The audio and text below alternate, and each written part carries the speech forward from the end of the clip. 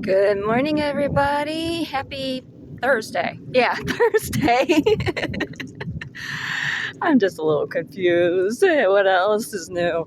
So happy Thursday. I know almost there to the weekend and you guys' Super Bowl. I don't really follow sports all that terribly much. Don't get me wrong. I'm a fan of the Vegas Golden Knights, our hockey team, but other than that, and really, I don't follow it very religiously anyway. So, yeah.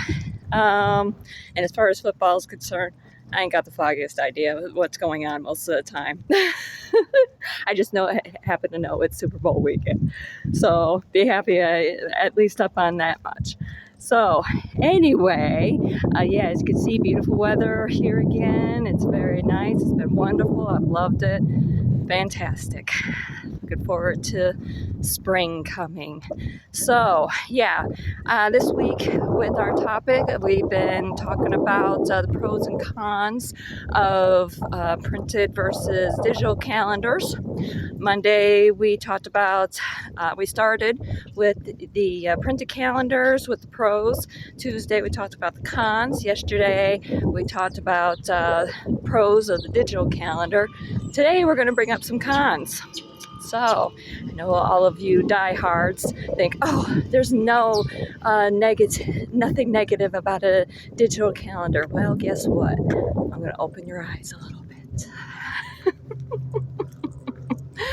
Anyway, and I have a little surprise with what I'm going to be revealing with myself with my calendars, with what I use tomorrow. So, anyway, there is one pro I forgot to mention yesterday, and with using a digital calendar, and that is the fact that you can set up notifications to remind you of things that are going to be coming up. So that can be a really good pro to add to that list. So anyway, as far as cons are concerned, one of the big pros that we talked about yesterday was portability. It's been kind of a big topic both with the printed and digital calendars, is portability. But at the same point, there is a con to the portability with digital calendars, and that is something happening to your device. You're out and about, and your battery is starting to die. And guess who forgot their charger at home? Yay! Or you dropped your phone and it breaks, shatters. I had that happen last summer. Things happen, So that can be a big con to using a digital calendar, because once something happens to your device, oops. Yeah, it may be temporary until you get your new one, or you can jump on your computer and access your calendar and so forth. But yeah, oops. Another thing, storage.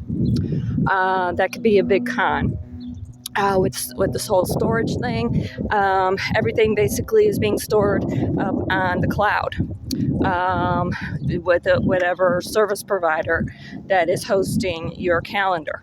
So after a certain time, all that back data, you're going to start. You're going to start running out of data. You're going to start deleting things. So that could be a big con. Also,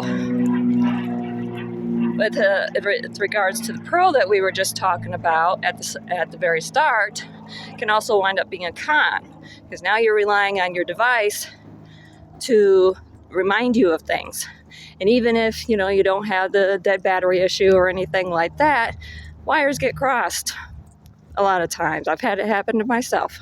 Yes, I do use a digital calendar, but things happen. Wires get crossed. It is what it is. Notification doesn't come through, or it comes through at the wrong day or time or something. Hey, it happens. So that can also be a con. Also, if you're somebody who's really into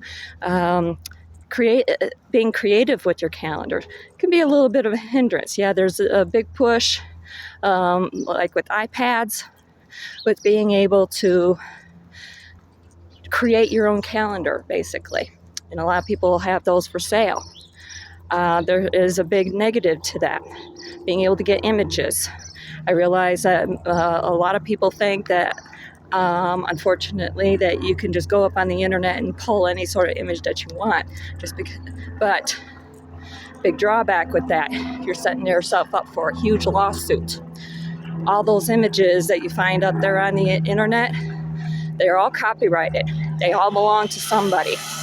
So especially if you're using a digital device, there's all these little spider software that crawls around the web looking for their own copyrighted images. And if it's found that you're using it, even for personal usage, you're setting yourself up for a big lawsuit. And if you don't believe me, look it up. Look up those copyright laws. So I would be more than happy to tell you a horrific story with regards to a personal infringement off of a major corporation's images, but I'm running out of time. So anyway, I love you all. Hope these topics have been very interesting. Tomorrow we'll talk about what source system I have in place. So anyway, I love you all. I'll talk to you soon. Mwah.